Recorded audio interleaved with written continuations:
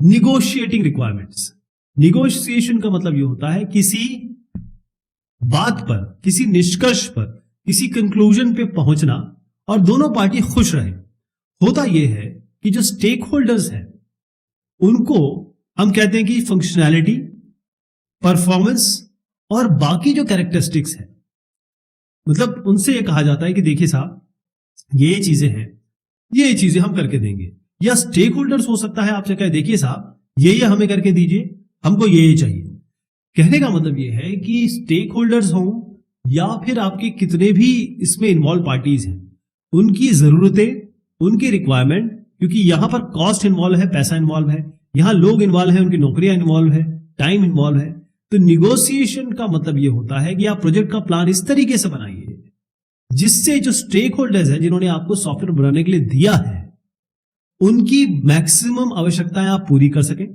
लेकिन यह भी ध्यान रखें कि जब आप रियल वर्ल्ड में जाएंगे, मतलब एक्चुअल में जब ये काम करेगा, आपको पता रहना चाहिए कि यहां पर टाइम लगना है, किसी भी सॉफ्टवेयर को बनने में यहां लोग इन्वॉल्व होंगे, उसमें बीमार होंगे, कई लोग छोड़ेंगे भी, बजट आपको जो दिया है उसके अंदर काम करना है।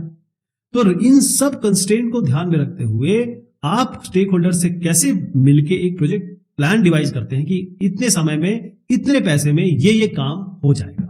इसे हम निगोशिएशन कहते हैं। एक बेस्ट निगोशिएशन या बेस्ट बातचीत ये होती है दो पार्टीज या मल्टीपल पार्टीज में, जिसमें सारी पार्टीज को लगता है कि हमने कुछ जीता, हमने कुछ पाया। स्टेक होल्डर्स कैसे जीतते हैं इसमें या कैसे वो जीतेंगे? उनकी जितनी भी रिक्वायरमेंट है वो मेजॉरिटी रिक्वायरमेंट, जैसे मान लीजिए 1 से 50 उन्होंने रिक्वायरमेंट दी और आपने 45 कंप्लीट परफेक्ट करके दे दी, ओके, ये उनकी जीत हो गई। और सॉफ्टवेयर टीम कैसे जीतेगी? वो ये जीतेगी कि उसको एक बजट दिया गया, मान लीजिए कोई पैसा दिया गया $1 मिलियन, एग्जाम्पल दे रहा हूं, और डेडलाइन दी गई भाई 2 साल के अंदर करना है। तो वो 1 मिलियन के अंदर 2 साल के अंदर अगर ये काम हो जाए तो कौन जीतेगा? सॉफ्टवेयर टीम भी जीत जाएगी। तो बोयम साहब ये कहते हैं कि जब भी निगोशिएशन हो, जब भी आप लोगों में बातचीत हो, तो पहली चीज ये है कि सिस्टम या सॉफ्टवेयर और सॉफ्टवेयर के जो सब पार्ट्स हैं, खास तौर पे स्टेक होल्डर के नजरिए से वो आपको जानना आवश्यक है कि स्टेक होल्डर चाहता क्या है, कैसा सॉफ्टवेयर चाहता है, उसके क्या क्या पार्ट्स होने चाहिए। दूसरी चीज आपको समझना चाहिए कि स्टेक होल्डर्स की जीतने की क्या, मतलब वो कब खुश होगा। विन कंडीशन का मतलब ये है कि वो खुश कब होगा, जब वो अपने कम पैसे में अच्छे से अच्छे काम करवा ले, यही तो होगा। और निगोशिएशन जो हो रहा है स्टेक होल्डर्स के साथ, वो तब होगा जब जितनी भी पार्टीज हैं वो विन विन कंडीशन, मतलब यहां पर क्या है कि जितने भी लोग हैं उनको कुछ ना कुछ ये केक का पार्ट मिले, ये केक का एक पार्ट मिले और वो खुश हो। फ्लिकर साहब ने कहा कि जो पहले की चीजें थी उसके अलावा जो ट्रेडिशनल हैंड ऑफ था रिक्वायरमेंट स्पेसिफिकेशन का, होता यह था कि आप एक रिक्वायरमेंट क्रिएट करते थे, एसआरएस बनाते थे, फिर दोनों पार्टी, ये आपकी पार्टी हो गई, ये आपके सॉफ्टवेयर टीम वाली पार्टी हो गई और ये आपकी स्टेक होल्डर वाली पार्टी हो गई। इन दोनों ने एसआरएस को साइन कर दिया, ये रिक्वायरमेंट पूरी होनी है, इसी को हम फाइनल जब एक्सेप्टेंस करेंगे तो इसी के हिसाब से मैनेज कर लेंगे। भाई ये इन्होंने कर दिया, हाँ हमने एक्सेप्ट कर लिया। यहां पर फ्लिकर साहब कहते हैं कि यहां पर एक दोनों तरफ से बातचीत का तरीका होना चाहिए जिसे हम हैंड शेकिंग कहते हैं। निगोशिएशन इस तरीके से होना चाहिए कि हैंड शेकिंग में सॉफ्टवेयर टीम क्या करेगी, वो लेके आएगी रिक्वायरमेंट, यानी वो कहेगी मेरी ये 150 रिक्वायरमेंट हमें समझ में आई है, वो ये बताएगी कि ये रिक्वायरमेंट है, रिक्वायरमेंट नंबर 1, इसका ये काम है, इसका ये इंपैक्ट है, ये काम करेगा। और हर एक रिक्वायरमेंट की इंटेंशन वो समझा देंगे किसको? स्टेक होल्डर को, सॉफ्टवेयर टीम, यानी कि जो टीम है वो एक एक रिक्वायरमेंट को इसके समक्ष रखेंगे। ठीक है जी। अब कस्टमर क्या करेंगे? कस्टमर क्या करेंगे, वो एक एक रिक्वायरमेंट को समझेंगे, जो भी सोल्यूशन आपने उनको प्रपोज किए हैं वो देखेंगे क्या आपने छोड़ दिया है। अगर उनको कुछ चीज नहीं लगती है तो वो आपसे क्लैरिफिकेशन मांगेंगे कि अच्छा ठीक है इसके बारे में और बताइए।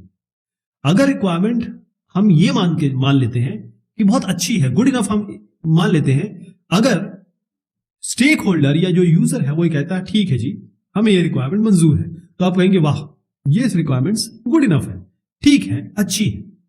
तो हैंड शेकिंग का मतलब होता है हाथ मिलाना। इसमें क्या होता है कि जो डिटेल रिक्वायरमेंट बनाने का काम है वो दिया जाता है सॉफ्टवेयर टीम को। किसको दिया जा रहा है? सॉफ्टवेयर टीम को। ये टीम का काम ये है कि जो रिक्वायरमेंट है उनको एलिसिट करेगी, यानी कि रिक्वायरमेंट को समझेगी और बढ़ाएगी। जैसे कस्टमर के पास जाके जो प्रोडक्ट यूजर है, जो यूज करने वाले हैं, डोमेन एक्सपर्ट्स हैं, यानी बेसिकली क्या है कि रिक्वायरमेंट एक बार हैंडशेकिंग से जब एग्रीमेंट हो गया, इसका गुड इनफ हो गया, उसके बाद इसको बढ़ाना, इसका दायरा बढ़ाना, जो जिसको हम एनालिसिस मॉडलिंग वगैरह भी कह रहे थे, वो सब काम जो है वो सॉफ्टवेयर टीम करेगी। तो हैंडशेकिंग से ये फायदा होता है कि आपको पता लग जाता है, विश्लेषण कर सकते हैं, साथ में जो भी इसमें चेंजेस हो सकते हैं, बेसिकली ये एक विन विन निगोसिएशन है, क्योंकि आपने जो बनाया वो आपने यूजर के सामने रखा, यूजर ने हाँ किया, तब आपने उसमें बढ़ोतरी की, तब आपने उसमें कुछ जोड़ा। तो जो आर्ट ऑफ निगोसिएशन है, चाहे वो पर्सनल हो या टेक्निकल हो, किसी भी लाइफ में जरूरी ये होता है कि जब भी आप किसी से बातचीत करते हैं तो ध्यान रखिएगा कि ये कोई कंपटीशन नहीं है, आपको जीतना नहीं, दोनों पार्टी इन्वॉल्व है, तो ऐसे पोजीशन पे आना है कि कॉम्प्रोमाइज हो जाए, दोनों पार्टी को कुछ ना कुछ हासिल हो। स्ट्रेटेजी पहले बनाना जरूरी है, क्योंकि आप जो करने वाले हैं, आप जो बातचीत करने वाले हैं, अगर आप प्लान आउट नहीं करके जाते हैं, अपना बेस की तैयारी करके नहीं जाते हैं, तो फायदा कुछ नहीं होने वाला आपको। लिसन एक्टिवली का मतलब ये होता यह है कि हम हमेशा सुनते हैं जवाब देने के लिए, हम समझने के लिए सुनते नहीं। तो यहां पर आपको सुनना है, उसके हिसाब से डिसीजन लेना है। Focus on the others party interest. अब अगर आप पार्टी कुछ एक स्पेसिफिक चीज चाह रही है और आप उस पर ध्यान ही नहीं दे रहे, तो कॉन्फ्लिक्ट होना लाजमी है। यहां पर आपको पार्टी के इंटरेस्ट को ध्यान देना, उसमें आपको बात करनी पड़ेगी आगे। Don't let it get personal. होता यह है कई लोग ईगो के कारण या अपनी जो भी उनके बिहेवियरल एस्पेक्ट होती है उसके कारण पर्सनल हो जाते हैं। यहाँ पर्सनल की बात नहीं है, यहाँ तो आपको आप संस्थान को रिप्रेजेंट कर रहे हैं, इंस्टीट्यूशन को रिप्रेजेंट कर रहे हैं। Be creative. यहां पर क्या है, कहीं चीज ऐसी जगह आप फंस जाते हैं, वहां पर आपको नए आइडियाज इजाद करने पड़ते हैं, नई बातें करनी पड़ती हैं जो विन विन कंडीशन पे ले आए। Be ready to commit. एक बार आपके एग्रीमेंट हो गया तो बस कमिट करिए और आगे बढ़िए।